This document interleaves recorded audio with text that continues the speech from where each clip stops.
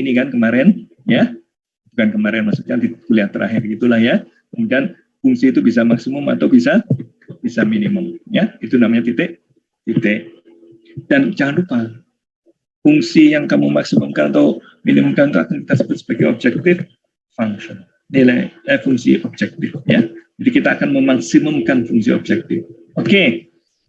Nah, tapi titik maksimum dan minimum itu akan ada di titik kritis dulu. Nah, inilah titik kritis karena suatu ketika kita membahas suatu fungsi belum tentu ada maksimumnya.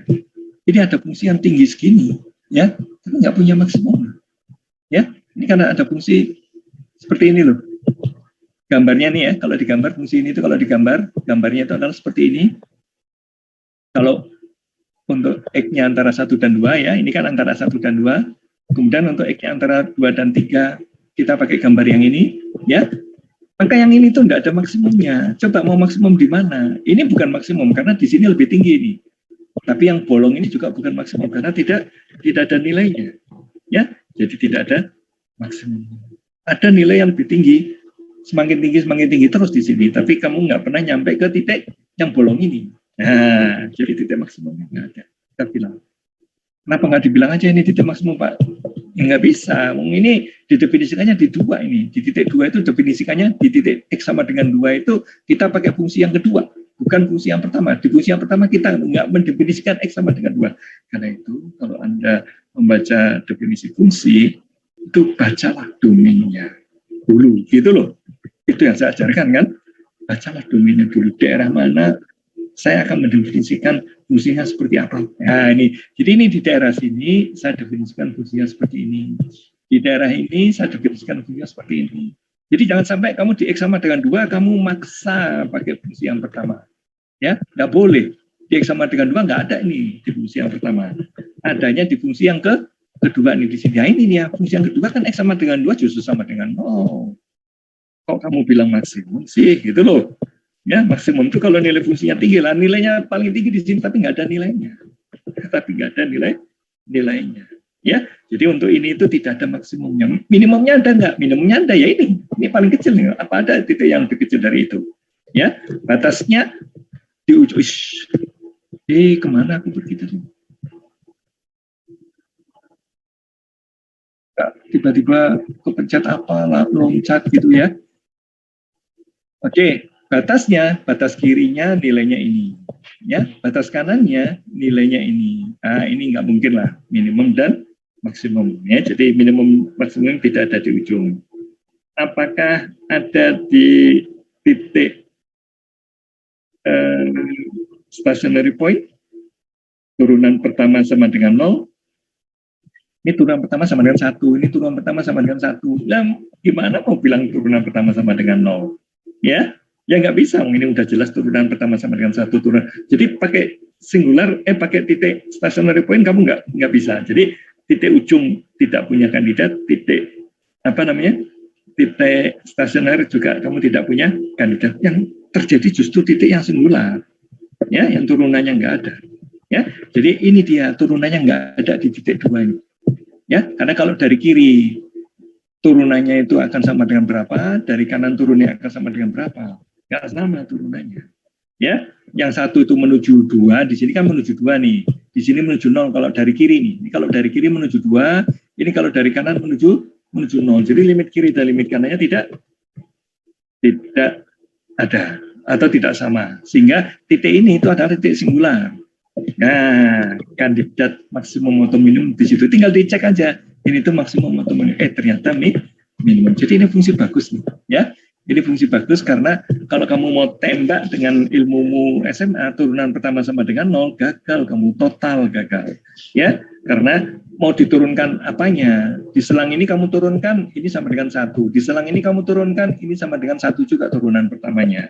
Kamu nggak akan pernah ketemu turunan pertama sama dengan 0. Ya, jadi ilmu SMA-mu itu langsung gagal. Nah, tapi kita tertolong oleh ilmu di perguruan tinggi, yaitu kalau mau mencari maksimum minimum, kamu harus melalui 3 prosedur itu. Titik kritis namanya, yaitu ujung-ujung selang. Ujung-ujung selang itu ini, ya. Kemudian apa? Stationary point udah nggak ada stationary point. Singular point ada nggak? Ini ada titik sama dengan 2 itu singular point. Disitulah kita curiga akan terjadi maksimum atau minimum. Dan setelah kita cek nilai-nilainya, ini ada yang lebih tinggi daripada yang ini, ya, maka kita yakinlah ini bahwa yang ini tuh nilai minimum. Nah, jadi minimumnya ada nih, has the minimum value, ya, never attain, has no maximum value, ya. Jadi ini has the maximum value ini, ya. Ini contoh soal yang bagus, sederhana tapi bagus, ya. Gimana ilmu SMA itu tiba-tiba kan nggak bisa begitu aja dipakai gitu loh, ya, untuk menentukan maksimum minimum. Oke.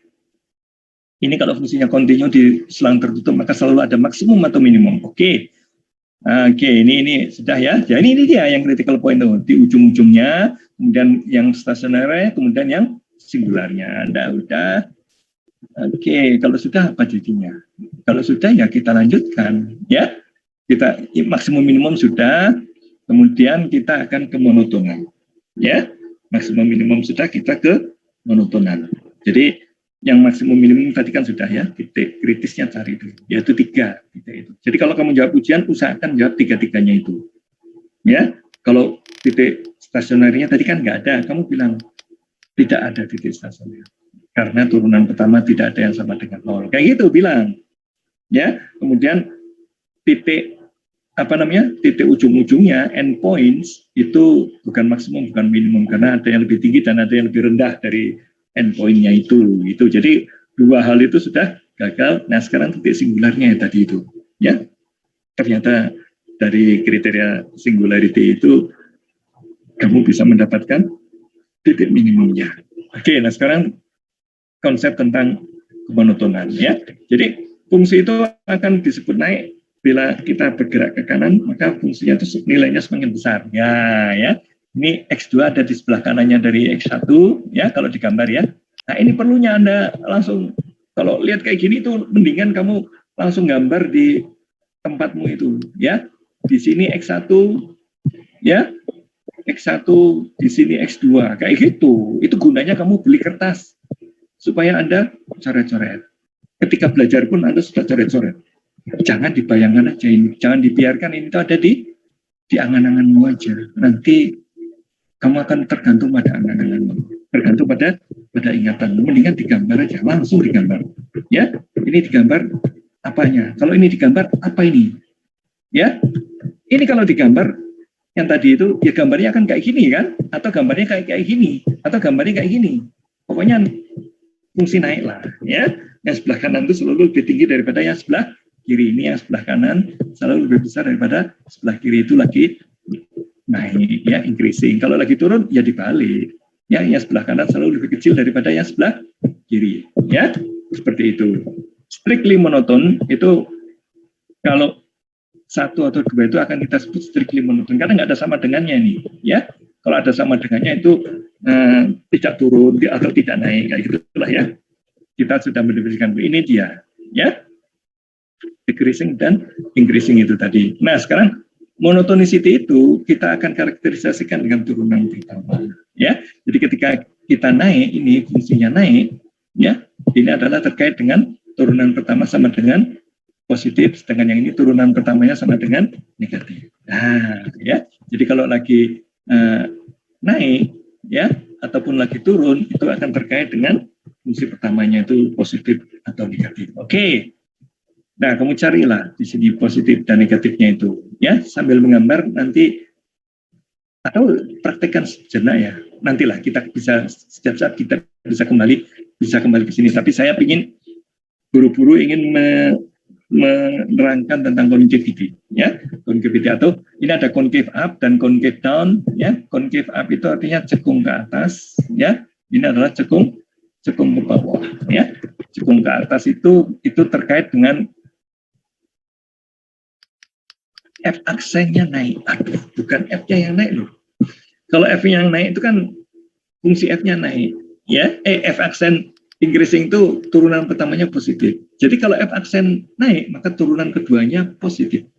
Ya, turunan keduanya positif, ya. Jadi F ini increasing itu akan terkait dengan turunan keduanya positif, ya. Sedangkan yang concave down itu akan terkait dengan turunan keduanya negatif. Concave down itu artinya kita lagi berurusan dengan maximization itu, ya. Paham nggak nih? Ya, concave down itu kita akan berkaitan dengan maximization. Oke. Yaitu f-aksenya itu decreasing, turunan keduanya negatif. Ya, jadi kalau kita berurusan dengan maximization itu turunan keduanya negatif, jangan dihafalkan. Ya, tapi pahami tentang pemahaman tentang concave up dan concave down ini. Jangan dihafal bahwa turunan keduanya negatif itu berkaitan dengan maximization. Aduh, jangan. Ya, mendingan kamu lihat ini maximization atau minimization, lihat aja ada perubahan dari turunan pertama atau tidak.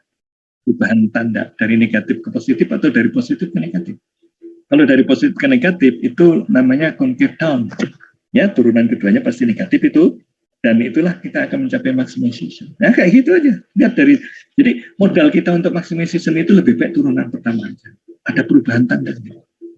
Ya, di turunan pertama itu. Kalau turunan pertama itu tidak ada perubahan tanda, ya, misalkan di inflection point itu kadang fungsinya naik, setelah melewati titik itu naik lagi. Nah, kalau itu fungsinya naik kemudian turun, itu fungsi maksimum nanti. Turunan pertamanya akan nol. Ya, oke deh. Nah, ini concavity itu. Ya, jadi turunan pertama yang positif itu akan terkait dengan concave up. Ya, dan ini akan urusannya dengan minimization. Ya, karena concave up kan ujungnya apa, puncaknya itu ada di bawah gitu kan ya.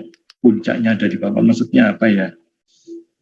Kalau yang ini gampang, ini puncaknya ada di atas ini, ya, concave down, ya. Apa sih ujungnya? Apalah, susah namanya. Oke. Nah, kalau Anda sudah tahu segala macam begini, concave up, concave down, fungsi naik, fungsi turun, nah saatnya kita ingin menggambar. Gimana caranya menggambarkan fungsi yang seperti itu?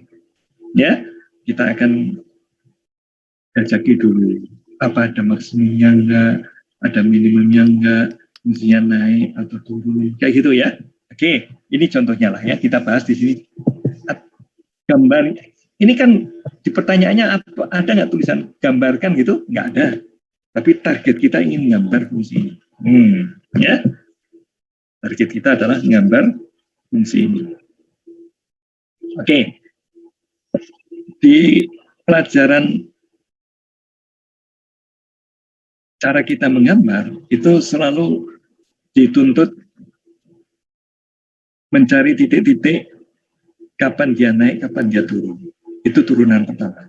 Concave up atau concave down itu turunan kedua. Jadi insting pertama Anda lakukan untuk menggambar loh ini ya, bukan untuk sekedar menentukan maksimum minimum, tapi menggambar, maka usahakan kamu itu menggapai ini dulu.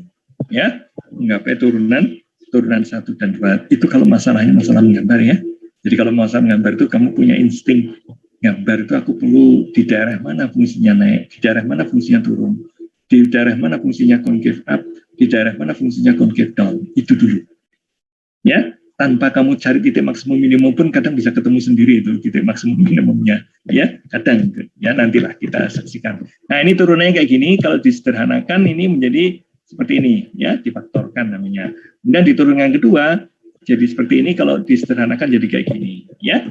Maka di sini Anda segera akan menjumpai ada titik X sama dengan min 1, ada titik X sama dengan 3, itu adalah critical point. Nah, stasioner apa? Critical point, kenapa critical point? Karena turunan pertamanya sama dengan 0 ya. Jadi ini kandidat X sama dengan min 1 dan X sama dengan 3 itu kandidat maksimum atau minimum. Tinggal kamu tanya aja. Di sebelah kirinya min 1 itu fungsinya lagi nanjak atau lagi turun. Nah, di sebelah kanannya X sama dengan 3 itu sebelah kiri kanannya. Ya, ini sebelah kiri kanannya min 1, kemudian kamu cek di sebelah kiri kanannya min 3 juga. Kayak gitu, ya. Nah, turunan kedua untuk X yang mana yang akan positif? Untuk X yang mana akan negatif? Ya. Jadi misalkan ini X min 1. Ini X min 1 itu saya ingin tahu di sebelah kirinya min 1 itu apa fungsi lagi naik atau turun, kayak gitulah ya. Kalau fungsi lagi turun, fungsi lagi naik, turunan keduanya positif. Ya, turunan keduanya positif. Nah, kalau kita lagi mencari titik X yang di sebelah kirinya min 1, itu kan titik-titik yang katakanlah min 2, min 1,5, min 3. Kalau dimasukkan ke sini kan min 1, min 2 itu selalu negatif itu. Ya, jadi di sebelah kirinya min 1 itu dijaminlah dia akan akan negatif turunan. Jadi akan turun ini fungsinya, ya. Fungsinya akan turun. Sekarang di min 1 itu maksimum atau minimum. Kalau fungsi turun, ya, maka kita mengharapkan dia akan naik gitu kan ya. Apakah di sebelah kanannya min 1 itu naik? Sebelah kanannya min 1 itu misalkan titik 0, ya, titik 0 kan sebelah kanannya min 1. Ini kalau saya masukkan 0, ini masih min 1 juga. Artinya fungsinya masih turun juga. Oh, jadi n min 1 itu kemungkinan bukan maksimum, bukan minimum. Kayak gitu loh. Ya, kita bisa mulai berkisah, tapi kita akan explore satu persatu. Oke, kita explore, ya. Jadi ini untuk apa ini? Ini untuk apa ini? Ini untuk menentukan kapan fungsi naik. Ya. Sedangkan yang ini kapan untuk fungsi akan turun. Di daerah mana fungsi akan naik dan daerah mana fungsi akan turun. Ya. Nah, kalau kita sudah bisa ini, ya, misalkan X sama dengan berapa supaya positif? Ya, kalau mau positif ya ininya harus negatif, sirinya harus negatif gitu kan ya. Supaya negatif-negatif gimana? Lebih kecil dari 3 udah kena negatif belum? Lebih kecil, bukan lebih kecil dari 3. Ini supaya negatif-negatif gimana? Kalau X-nya sama dengan lebih kecil dari 3 itu 2 misalkan. 2 di sini positif, di sini negatif. Oh, negatif, nggak bisa. Harus lebih kenceng daripada, harus di sebelah kirinya 2. Kalau sebelah kirinya 1, sebelah kirinya 1 kan 0 ya. Sebelah kirinya 1 itu 0. Ini 0, ini 0. Loh, kok masih negatif? Ya. Sebelah kirinya min 1. Sebelah kirinya min 1 itu min 2. Min 2 plus 1 itu positif. Min 2 dengan min 3, negatif. Wah, ini min 2 itu sudah mulai positif. Kayak gitulah caranya, ya. Tentu yang kayak gini itu belajar yang pakai intuisi dulu, dicoba-coba. Kayak gitulah ya, dimengerti dulu ininya. Itu akan terjadi ketika Anda latihan. Bukan di waktu ujian, tentunya di waktu ujian Anda harus cepat. Karena sudah latihan gitu loh. Kalau udah latihan nanti bisa cepat, ya. Oke, jadi ini akan naik kalau fungsinya ini nilainya positif gitu kan ya. Nah, yang akan positif itu kalau X-nya itu di sebelah kirinya min 1. Ya, tadi kan min 2 kita coba. Ya, min 2 coba itu positif. Ya, itu kan di sebelah kirinya min 1. Kalau pas di min 1, ya ini akan sama dengan 0. Ya, dikalikan dengan berapa aja akan 0. Kita kan mintanya yang positif. Ya, jadi harus sesuatu yang jauh dari min 1 lah, gitulah ya. Keluar dari min 1. Yaitu ini dia, ya. Nah, ini dia. Ya, increasing di situ. Oke. Kemudian dari mulai 3 sampai tak hingga ini juga akan increasing. Ya, kalau 4 di sini kurangi 3 kan 1, 4 tambah 1 kan 5, positif juga, ya. Jadi dari min 1 sampai 1 dan dari 3 sampai tak hingga itu akan fungsinya akan naik. Nah, fungsi turunnya di mana? Fungsi turunnya ya selang antara itu dan itu gitu loh ya. Selang antara ini dan ini. Kalau di sini naik, maka most of the time di tengahnya itu ya tinggal dicek aja lah ya, yang negatif itu mana. Tentu Anda akan bilang negatifnya di sini. Oke. Kemudian yang ini apa ini? Yang ini tuh apa ini? Yang ini akan menentukan concave up atau concave down. Nah, ini akan concave up ini. Ya, concave up-nya di mana? Di X yang lebih besar 1 itu concave up ini, ya. Concave down-nya di mana? Ini concave up ini, ya, cekung atas. Kalau ini concave down atau cekung bawah, ya tentu yang negatif. Yang negatif itu dari min 3 sampai 1. Oke, ya. Jadi kita fungsi naik turun sudah tahu, fungsi concave up, concave down sudah tahu. Tapi fungsi maksimum minimum nilai maksimum minimum kan belum ya. Tapi kan nanti bisa diidentifikasi, ya. Nanti bisa diidentifikasi. Ya, ini dia. Ini dia. Pertama-tama kamu harus bikin turunan pertama dan turunan kedua. Nah, ya. Jadi ini itu kan turunan kedua kan urusannya dengan titik X sama dengan 0 aja kan ya. Turunan kedua kita berkaitan dengan X sama dengan 0, betul? Turunan kedua kan kita berkaitannya dengan X sama dengan 1 dong. Ya, salah itu gambarnya ya. Berkaitan dengan X sama dengan 1 nih. Oh, ini salah. Ini bukan 0 ini, ya. Turunan kedua kaitannya dengan sama dengan 1. Ini bukan 0 nih, salah nih. Ya, ini kan berkaitan dengan titik ini nih. Jeder. Kalau naik ke atas pas ketemu nih. Ya, ini min 1 juga kalau turun ke bawah pas ketemu di sini. Ini 3 juga kalau turun ke bawah pas ketemu di sini gitu loh. Ya, jadi gambarnya itu skalanya sudah pas, tapi ini bukan 0 lah. Perubahan F aksennya, F double aksennya kan sama dengan 1. Itu dia gunanya Anda baca itu sudah ada pengertian. Kalau Anda baca tidak ada pengertian, kamu akan, aduh, ini 0 itu kamu gelisah gitu. Aduh, kenapa 0 ya? Dari mana itu 0? Kayak gitu loh. Dikiranya 0 ini adalah datanya dari sini. Padahal tidak. Ya, kalau 0-nya di sini kan 0-nya akan ada di bawahnya ini kan. JDR di sini titik 0. Ya, tapi kalau titiknya ada di sebelah kanannya 0 itu titik 1 ini, ya. Titik 1. Jadi sekarang kita identifikasi ini positif, ini negatif, ini positif. Itu artinya apa? Ini fungsinya naik dulu, ya, kemudian turun. Nah, kira-kira di titik min 1 itu akan ada maximization gitu, ya, mungkin ya. Kemudian dari negatif, kemudian ini dari negatif, kemudian naik gitu loh. Ya, ini saya turun ke bawah itu bukan berarti negatif ya, bukan berarti apa fungsinya di bawah sumbu X. Ini enggak, ini bukan sumbu X kan? Ini bukan sumbu X. Ini adalah garis saja, ya. Jadi fungsinya itu melewati sini ya, turun, kemudian di sini naik lagi, melewati 3 naik lagi gitu loh, ya. Nah, jadi gambar kasarmu mula-mula seperti ini. Nah, ya. Kemudian dicek apakah di sebelah kirinya 1 itu concave down? Oke. Ini betul nih, concave down di sini. Jeder sampai sini concave down. Ya, kemudian di sebelah kanannya 1 concave up. Ini concave up. Ah, benar, ya. Jadi gambar kita sudah benar. Tapi Anda harus lengkapi juga perpotongannya di sini. Ini kalau bisa dicari, ya. Kalau nggak bisa ya udah.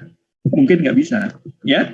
Kemudian Anda temukan juga di titik ini itu yang ini kan titik kritis kan. Kamu kan bisa lihat nih dari positif menjadi negatif, ya itu kan berarti lagi naik kayak gitu kan.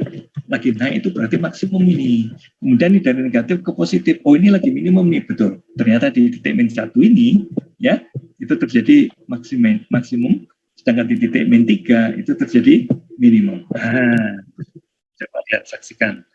Anda dari turunan ke 1 dan kedua, Anda sudah bisa nggak? Tentu ilmu Anda belum komplit ini, karena Anda belum membahas tentang ada asimptot mendatarnya enggak. Tapi kalau lihat fungsinya kayak gini, Anda harusnya bisa menjawab dengan cepat. Tidak ada asimptot tegak dan tidak ada asimptot mendatar. Nah, ya. Asimptot tegak itu gimana? Asimptot tegak itu artinya X menuju ke suatu angka, tapi fx-nya itu menuju tak hingga atau menuju min tak hingga. Itu asimptot tegak, ya. Sedangkan asimptot mendatar itu gimana? Kalau X-nya menuju tak hingga, maka fx-nya menuju suatu konstanta. Itu asimptot mendatar. Nah ini, kalau X-nya menuju tak hingga, F ini menuju tak hingga. Ini nggak tahu ini, kalau ini menuju tak hingga, ini apa ini? Ini tak hingga, ini tak hingga, ini tak hingga. Aduh, ya. Nah, ini kalau fx menuju tak hingga, katakanlah nilai fx-nya nggak ada. Gitulah ya, nilai fx-nya nggak ada. Seperti itu. Jadi tidak ada asimptot mendatar, ya. Jadi asimptot mendatar, asimptot tegak itu sudah absen untuk fungsi ini, ya. Karena ini kalau asimptot mendatar atau apa itu kan biasanya kalau fungsinya rasional gitulah ya. Fungsinya apa? Atas ada pembilang dan penyebutnya kayak gitu, itu biasanya itu akan ada asimptot tegak dan asimptot mendatar. Kemudian apakah fungsi ini ganjil atau benar? Ya kamu cek aja, kalau masukkan fx min x ini akan menghasilkan fx atau enggak, itu kan fungsi genap ya. Kalau min fx ini akan menghasilkan min fx atau enggak, kayak gitu, itu fungsi ganjil. Kalau fungsi genap itu artinya dicerminkan terhadap sumbu y, kalau fungsi ganjil dicerminkan terhadap titik nol. Nah kayak gitu, itu alat untuk menggambar juga itu, ya, kesimetrian segala macam gitu, ya. Jadi alat untuk menggambar tadi, alat utamanya itu kamu jelajah ini dulu. Dari sini, dari kedua ini, kamu bisa mendapat informasi fungsi naik dan fungsi turun. Itu dari sini, ya, naik dan turun. Kemudian dapat concave dan convex dari sini, ya, concave up atau concave down. Nah, dari kedua informasi ini, Itu sudah cukup untuk bisa mengatakan suatu titik stasioner kita itu maksimum atau minimum. Ya, jadi turunan ke satu, turunan kedua, kemudian maksimum minimum, asimtot tegak dan asimtot mendatar nggak ada. Ya, nanti akan kita tambah satu lagi asimtot miring, tapi belum. Ya, jadi kira-kira begitulah caranya menggambar. Nah, itu dia. Nah, ini ada lagi contoh yang kedua. Ya, contoh yang kedua, aku tekankan sekarang sketch the graphs of K. Ilmunya apa? Turunan ke satu, turunan kedua. Nah, kayak gitu. Ya, untuk apa turunan ke satu? Ini untuk menentukan fungsinya naik atau turun. Ini untuk menentukan concave up atau concave down. Ya. Wah, ini nanti hasilnya kok scary. Nggak usah takut ya. Ini kan udah mulai rumit kan. Turunan keduanya nanti rumit kayak gini. Aduh Pak, gimana menentukan positif atau negatif? Ya jalani aja. Ya, di sini misalkan. Di sini kan selalu positif ini. Dalam sini itu selalu positif. Jadi tidak mungkinlah dia negatif gitu kan ya. Apalagi dikuadratkan lagi. Pastilah yang bawah ini adalah positif. Ada nggak yang bawah itu membuat nilainya 0? Nggak ada nilai X yang membuat 0. Ya, nggak ada nilai X yang membuat bagian bawah itu nilainya 0. Ya, minus seperti apapun, ini kan dikuadratkan jadi positif. Ya, jadi ini positif tambah 1, itu selalu nilainya lebih besar dari 1. Positif tambah 1 kan nilainya selalu lebih besar dari 1. Jadi kayaknya bagian bawahnya itu selalu positif terus gitu loh. Apalagi ini dikuadratkan. Jadi jangan kepikir Anda akan membuat fungsi positif atau negatif itu karena bawahnya, ya. Karena kalau bawahnya sudah positif selalu, maka tinggal yang tanggung jawab atasnya aja, ya. Kalau yang atasnya positif, maka keseluruhannya itu akan positif. Kalau yang atasnya ini negatif, maka keseluruhan ini akan negatif. Jadi yang akan menentukan positif negatif itu cuma ini aja. Nah, ini dia, ya. Ini aja yang akan menentukan positif atau negatif. Ya, ini kan kalau diurem jadi X sama dengan 1 dan X sama dengan min 1. Anda kan sudah bisa memfaktorkan. Jadi titik stasionernya sudah mulai kita gali, yaitu di X sama dengan 1 dan di X sama dengan min 1. Dan positifnya di mana? Positifnya itu kalau X-nya besar sekali, ya, itu akan negatif ini. Ini kalau besar sekali kan jadi positif sekali gitu loh. Bisa ngalahkan yang satu ini kan. Kalau X-nya lebih besar 1. Nah, ya. Jadi kayaknya kalau X-nya asal X-nya lebih besar 1 atau lebih kecil dari min 1. Misalkan min 2 dikuadratkan kan positif 4. 1 kurangi 4 kan negatif. Jadi rupanya yang akan membuat positif itu kalau X-nya kecil. Ya, kalau X-nya kecil, positif atau negatif asal kecil, yaitu antara min 1 dan 1 akan positif. Ini dia, increasing di antara min 1 dan 1 dan decreasing di tempat yang selain itu. Nah, Anda sudah mulai ini nih, mulai ancang-ancang nih. Nah, kalau gitu titik min 1 ini kira-kira di titik X sama dengan min 1 itu dicapai maksimum atau minimum? Ya, kamu lihat aja. Tadinya kan negatif, kemudian menjadi positif, gitu kan? Nah, itu titik minimum, ya. Di X sama dengan min 1. Tapi di X sama dengan 1, itu dari negatif menjadi positif. Ah, itu maksimum itu, jangan-jangan di situ. Nah, kita punya cadangan untuk cerita nantinya, ya. Tapi paling tidak kita sudah mulai tahu kapan naik, kapan turun dari fungsinya itu. Concave up, concave down-nya akan ngikut. Kita turunkan aja turunan keduanya. Itu nanti akan, kalau positif concave up, kalau negatif concave down. Lihat lagi yang bawah sini. Ini tuh selalu positif, nggak pernah negatif. Karena yang di dalam kurung ini nilainya negatif seperti apapun, kalau dibuatkan positif, pasti nilai keseluruhannya akan lebih besar dari 1. X-nya sekecil apapun atau sebesar apapun gitu loh. Ya, ini akan lebih besar dari 1, dipangkatkan 3 ya masih positif juga. Jadi ini akan ditentukan positif negatifnya oleh ini. Nah, ya.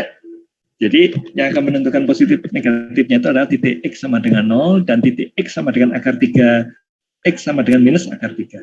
Ya, jadi X plus minus akar 3 ini. Oke. Jadi ada 3 titik di sini, ada X sama dengan 0, ada X sama dengan akar 3, kemudian ada X sama dengan min akar 3. Ya, kalau diurutkan jadi min akar 3, 0, akar 3, kayak gitu, ya. Oke, nah ini dia, mulai muncul nih akar 3 itu. Ya, akar 3, 0, akar 3. Ini untuk turunan keduanya. Untuk turunan pertamanya, itu antara min 1 dan 1 ya. Jadi rupanya di sini fungsi turun kemudian naik. Sedangkan yang di sini ini ada di sebelah kirinya ini itu selalu concave down atau cekung ke bawah, sedangkan di antara min 3 sampai sini itu selalu cekung ke atas. Ya. Oke, kemudian di antara ini dan ini itu cekung ke bawah, di antara ini dan ini cekung ke atas. Ya, ini lihat nih. Karakterisasinya. Karakterisasinya ini ya. Dari min hingga sampai min 1 itu fungsi turun. Ini dia, decreasing.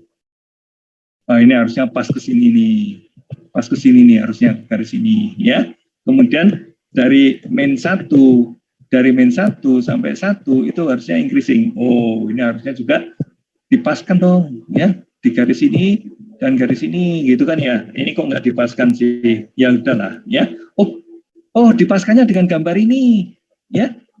Dipaskannya dengan gambar ini. Antara min 1 dan 1 itu fungsinya naik.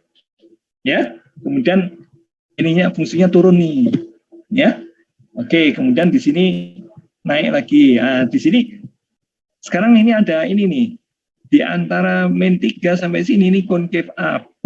Di sini concave down. Kemudian concave up lagi karena ada perubahan tanda dari turunan keduanya itu tadi. Oke. Nah, kalau Anda sudah tahu semua, Anda sudah mulai bisa meraba-raba gambarnya, ya. Jadi kalau ini dibilang fungsinya turun dari min hingga sampai 1, ya kamu gambar dari min hingga sampai 1 fungsi turun. Nah, kayak gitu loh, ya. Atau gambarnya di sini juga boleh. Terserah, kan kamu belum tahu nilai positif atau negatif. Sambil diketahui nilai positif atau negatif itu ya tentu dari fungsi aslinya, ya. Kapan ini akan positif atau negatif? Kapan? Ya, sebelah bawahnya selalu positif. Positif negatifnya hanya tergantung dari X-nya. Rupanya di sebelah kirinya X itu fungsinya akan negatif, di sebelah kanannya X fungsinya akan, di sebelah kanannya 0 fungsinya akan. Nah, jadi kalau sebelah kirinya 0 itu fungsinya negatif. Fungsi negatif turun tuh ya kamu bayangkan aja turun tuh ya kayak gini. Nah, turunnya kan sampai min 1 kan? Ya, atau begini.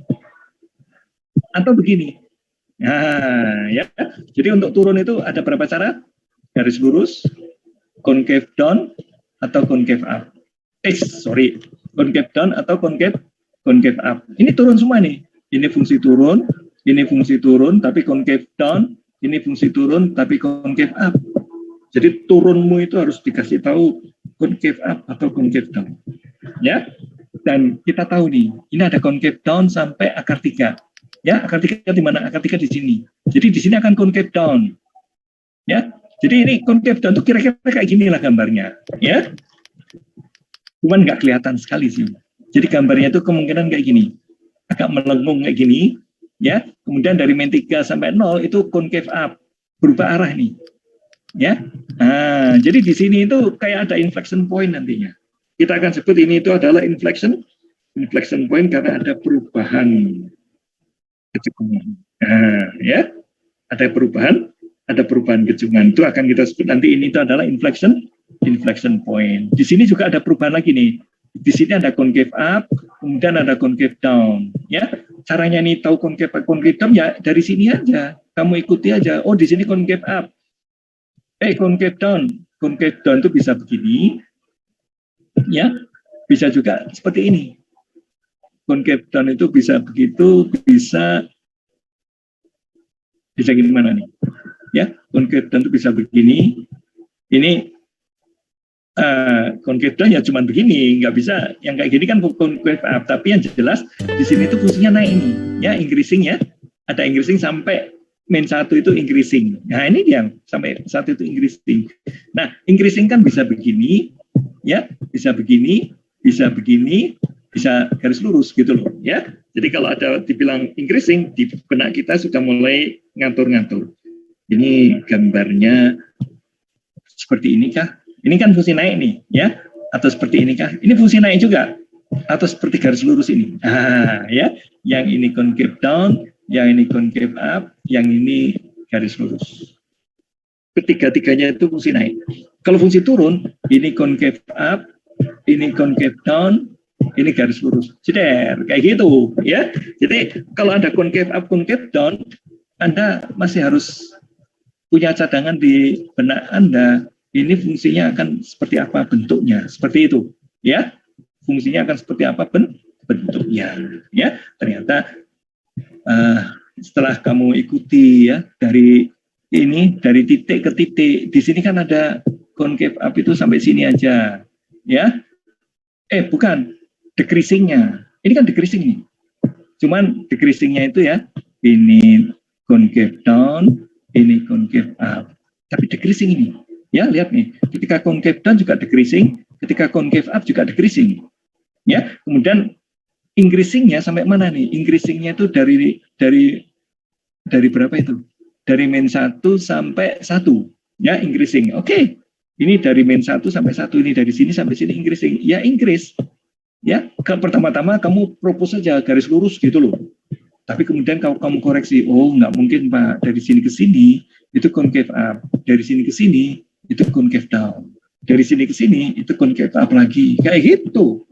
Ya, jadi sekarang sudah ketemu gambarnya. Sekarang pertanyaannya, adakah garis asimptotnya? Asimptot tegak itu adalah kalau kita menuju suatu X, maka nilainya akan tak hingga. Ada nggak menuju X yang nilainya akan tak hingga? Nggak bisa. X berapa aja selalu tidak akan menghasilkan tak hingga. Untuk X berapa aja, ya. Selalu paling kenceng 0 lah, paling ceteknya gitulah ya. Kalau ini nggak kuadrat mungkin ada, ya. Di X sama dengan min 1 itu mungkin akan jadi asimptot. Tapi ini kan, karena itu kamu bikin latihan sendiri. X per 1 plus X kamu gambar coba tanpa X kuadrat.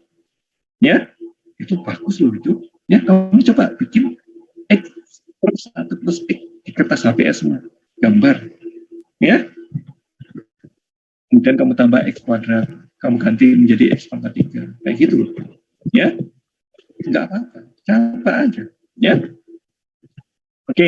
Jadi di sini kita sudah menjelajahi tidak mungkin ada fungsi yang akan membuat nilai Gx-nya itu tak hingga. Ya, tidak ada nilai X yang akan membuat Gx itu tak hingga. Artinya asimptot tegak tidak ada. Tapi adakah kalau X menuju tak hingga jadi berapa ini? Kalau X menuju tak hingga, kalau X menuju tak hingga, Anda kan bisa menghitung ini. Kalau X yang menuju tak hingga kan ini sama dengan 0. Jadi asimptot mendatarnya itu adalah X, Y sama dengan 0. Ya, jadi ini akan dijadikan sebagai, ya ini kan X menuju, kalau X menuju tak hingga, ini kan Y-nya akan menuju 0 kan, Gx-nya akan menuju 0. Ya, akan menuju 0, maka Gx atau Y yang menuju 0 itulah akan kita sebut sebagai asimptot mendatar. Ini asimptot mendatar. Ya, ini adalah asimptot mendatarnya. Ya, karena ini nilai itu akan begini, mendekati asimptotnya, tidak pernah motong. Ya, demikian pula ini. Ya, ini juga mendekati 0 tapi tidak pernah motong 0. Fungsi yang birunya itu tadi. Ya, seperti itu. Karena itu sumbu X ini itu akan menjadi asimptot mendatar. Sekarang ada asimptot miringnya enggak? Nanti akan kamu ketahui ini ada asimptot miring. Ya, tapi nantilah ya. Kita kan belum belajar asimptot miring, ya. Kita belum belajar asimptot miring. Oke, ini inflection point. Yang titik belok kan kita sudah bahas ketika, ini saatnya istirahat ya. Udah 5:02, biasanya kan kita 11.50 sampai jam 12 ya. Kita akan istirahat dulu, kita akan masuk lagi jam 12:02 jadinya. Kita kan mulainya dari 11.52 ini istirahatnya ya. Kita akan masuk jam 12:02 atau jam 12 nanti lihat.